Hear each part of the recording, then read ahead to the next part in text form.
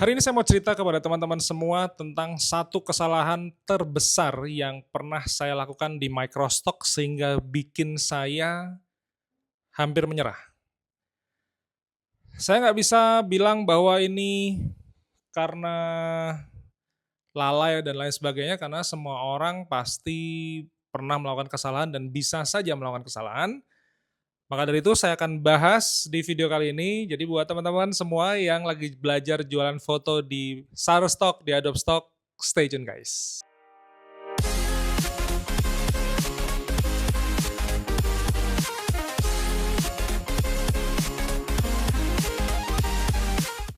Selamat pagi teman-teman semua, nama saya Bima Aditya. Terima kasih sekali sudah datang ke channel YouTube saya.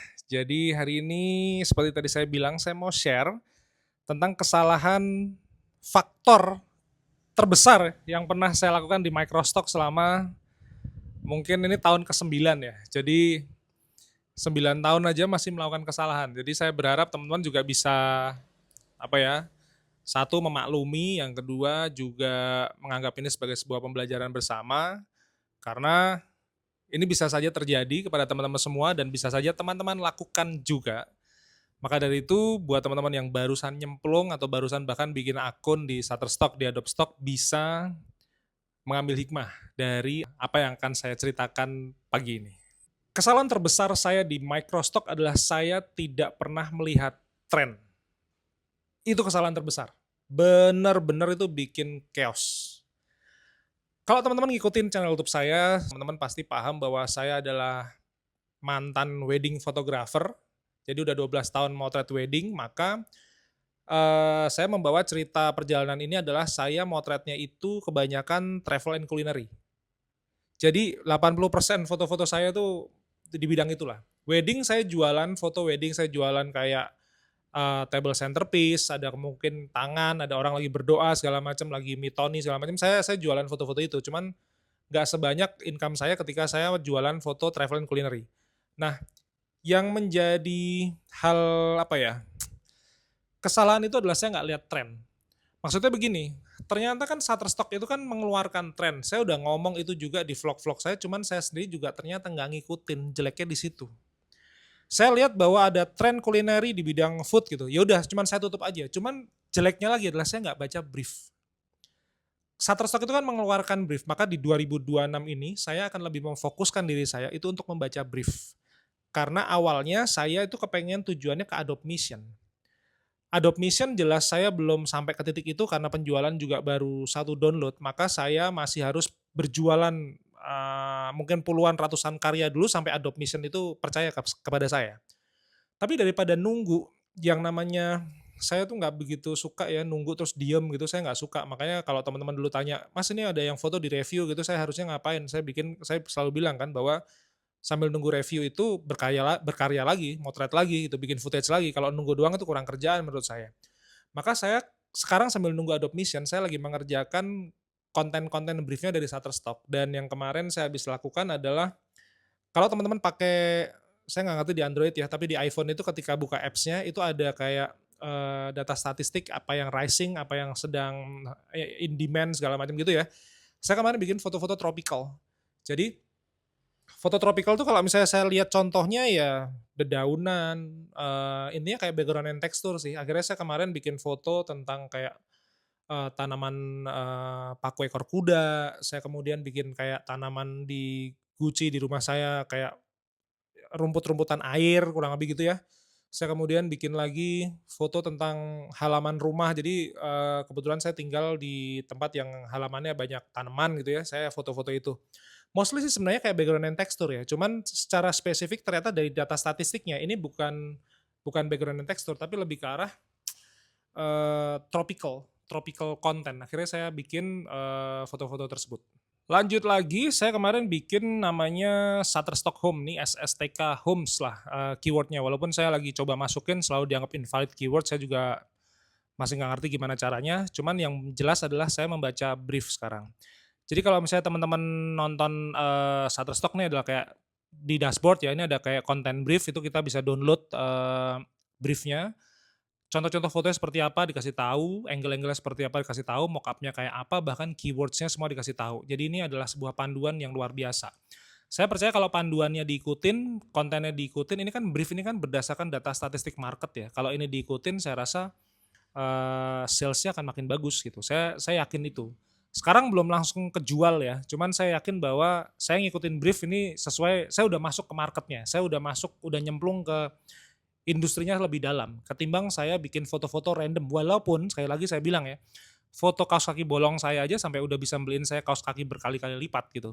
Bahkan dari yang kaos kaki bolong di Jogja, saya beli kaos kakinya kemarin di Tokyo gitu. Jadi udah untung itu untuk beli kaos kaki itu udah jelas untung banget dari foto kaos kaki itu doang gitu. Padahal itu foto rate-nya ngasal.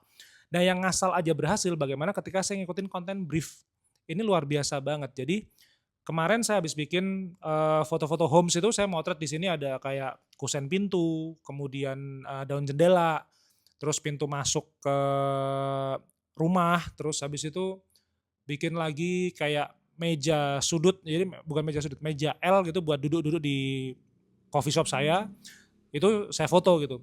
Intinya sesuatu yang berkaitan dengan homes dan ini harus available light, nggak boleh pakai lampu, maka cocok sekali. Saya sangat sangat mampu memotret dengan cahaya matahari. Jadi kemarin bikin dua saya yang berdasarkan dengan trend market, satu adalah tropical, yang kedua adalah homes. Jadi ini karena homesnya ini untuk home and decor ceritanya begitu. Sekarang kalau buat teman-teman semua yang barusan masuk, sebenarnya susah nggak ngikutin brief. Ngikutin brief itu gampang-gampang susah gitu. Cuman kadang ya kalau kita belajar itu tuh kan paling susah kalau nggak dapet bimbingan. Makanya saya kepengen share semuanya di sini. Bahkan sampai vlog hari ini aja kan tentang kesalahan saya, kegagalan saya gitu saya share. Menurut saya guru yang bagus itu bukan yang selalu benar gitu. Guru yang bagus itu yang benar-benar bisa share, kesalahannya ada di mana, kemudian kita ceritain, ngaku aja kalau salah, terus kemudian apa yang harus dilakukan gitu. Nah, practically karena saya udah 16 tahun motret, sehingga saya mungkin punya kemampuan sedikit lebih banyak daripada teman-teman untuk kayak setting kamera. Jadi misalnya kayak saya ada di ruangan ini nih. Ini kalau ruangan kayak begini, kalau saya pakai ISO 200 jelas aman. Saya udah bisa tebak, nanti saya contohin ya. Terus habis itu ke diafragma saya bisa kalau mau blur jelas 2,8 pasti bagus hasilnya, cuman kalau misalnya mau agak diafragmanya kecil dikit, saya pikir mungkin 4, 5,6 udah bisa. Nah, saya bisa menebak-nebak angka seperti itu tuh kayak kayak di luar kepala. Makanya kalau teman-teman baru biasanya agak susah kalau misalnya teman-teman tuh nggak dapat panduan. Makanya kan teman-teman bisa nonton di channel YouTube saya. Ini gratis, teman-teman tinggal beli kuota aja, nonton dari awal sampai akhir. Jadi kayak win-win solution. Teman-teman dapat informasinya, saya dapat AdSense-nya. Udah gitu aja. Kalau YouTube sih memang saya upload mungkin lebih dari 1.200 video udah ada ya. Kalau teman-teman rajin ngikutin satu persatu mah teman-teman nontonin channel YouTube saya juga udah cukup gitu. Tapi beberapa orang akhirnya gabung ke kelas Phototube, itu kelas itu sebenarnya murah banget ya, cuma Rp50.000 sebulan dan bisa sign out kapanpun. Rata-rata sih mungkin ada yang ikut 3 bulan, ada yang ikut 6 bulan, tergantung dia punya kemampuan finansial seberapa dan worth it apa enggaknya. Lebih komprehensif lagi, kalau untuk Shutterstock ada e-book kan, jualan foto dengan Shutterstock sama Shutterstock itu specifically memang kita jualan foto gitu di internet gitu. Saya share cerita perjalanan 9 tahun ini motret di Shutterstock tuh kayak apa gitu. Intinya kalau misalnya teman-teman kepengen lebih enak itu harus ada yang ngebimbing gitu. Kalau ngebimbing paling murah ya YouTube. Teman-teman tinggal beli paket data, pulsa gitu ya, beliin paket data udah teman-teman nonton aja karena banyak saya share kok pemotretan saya motret, saya bikin footage waktu itu laku $6,6 sekian saya share.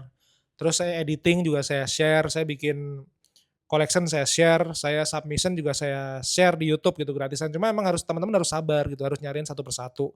Kalau nggak sabar ya itu baca baca e-book saya itu atau nonton Phototube, karena Phototube itu kan udah jalan hampir 1,5 tahun dan setiap bulan tuh ada kontennya. Jadi teman-teman bahkan bisa ngikutin konten saya sejak November 2024 itu kelas Phototube pertama. Semua linknya ada di bawah. Join Phototube tuh gampang banget, teman-teman tinggal masuk ke YouTube saya terus ada kayak join gitu, itu join teman-teman bayar Rp50.000 sebulan. Mau nyoba sebulan dulu boleh, mau terus juga lanjut silakan-silakan aja. Yang penting tuh kayak teman-teman ada yang ngebimbing tentang bagaimana cara memotret yang benar, gimana cara setting kamera yang benar, kurang lebih begitu. Sekarang saya tunjukin ya. Ini saya pakai Canon kamera Canon EOS M10. Lensanya 22 mili fix. Ini teman-teman bisa eh, cari referensi toko-tokonya online. Saya kebetulan affiliate-nya Shopee, semua linknya ada di bawah. Teman-teman kalau mau beli lewat link di bawah, saya ngucapin terima kasih banyak karena saya dapat komisi kecil lah dari Shopee untuk saya produksi konten kayak gini. Oke, yang mau saya foto adalah background si 3 bantal ini. Ini tadi kan saya bilang ya, kalau misalnya situasi kayak gini, saya ISO 200 cukup nih. Nah, lihat nih. Ini 200, f-nya 2,8, saya dapat shutter speed 1/80. Ini kalau saya foto, jadi. Ini tinggal saya adjust, editing nggak banyak, juga udah jadi. Masalah light meternya dia agak ke bawah ya. Ini masih nggak apa-apa, karena ini jadi fotonya. Jadi, kita tes lagi ya. Kita bikin, saya mau thread dengan, coba diafragmanya saya bikin 4 deh. Saya bikin 4 berarti shutter speednya mungkin 1/60. Ini udah agak bahaya nih. Nah, hasilnya under exposure. Ini gelap. Yang masih bagus tadi yang diafragmanya saya kasih 2,8. Ya, overall sih udah bisa nebak begitu sih. Kalau misalnya udah sering motret, kita mau nebak gini gampang. Oke, kita coba lagi. Oke, selesai. Nah, jadi intinya begitu. Kalau misalnya teman-teman pengen belajar apapun sih, saran saya harus cari pemandu lah yang tepat. Teman-teman bisa nonton YouTube siapapun sih, karena konten-konten microstock itu beberapa teman-teman saya juga gitu.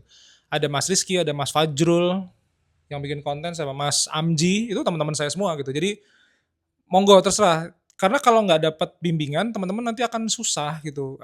Secara teknisnya akan susah. Jadi silahkan belajar dengan siapapun yang sekiranya cocok dengan teman-teman semua. Namanya kayak kita zaman kuliah tuh kan kita bisa milih mata kuliah yang sama dengan dosen yang suka-suka kita kan. Nah, di Microsoft juga begitu. Jadi teman-teman tinggal milih YouTuber siapa yang bisa teman-teman jadikan guru pedoman gitu ya. Mau ngikut kelasnya siapa nggak apa-apa. Tapi paling enak tuh ada yang membimbing gitu.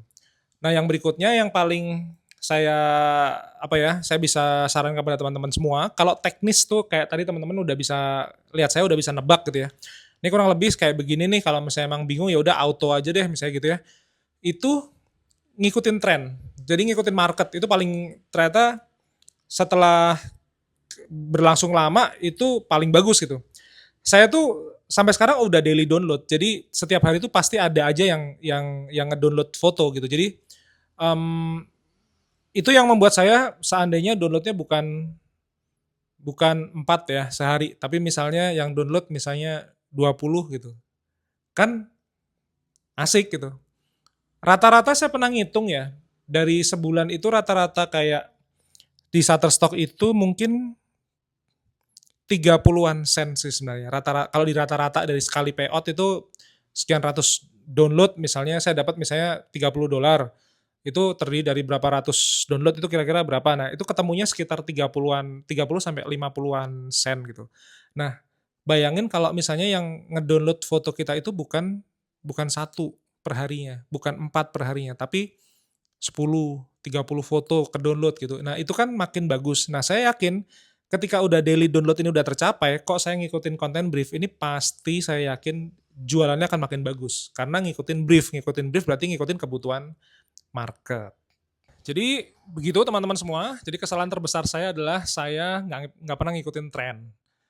Pernah tapi tidak spesifik. Nah, karena bisnis itu soalnya harus spesifik biar dia lebih apa ya, lebih spesifik tuh lebih kalau bahasa Jawanya lebih titis. Lebih titis tuh lebih apa ya, one shot one kill lah kalau kayak sniper tuh. Jadi udah langsung get into the market itu insya Allah penjualannya akan bagus. Begitu teman-teman semua.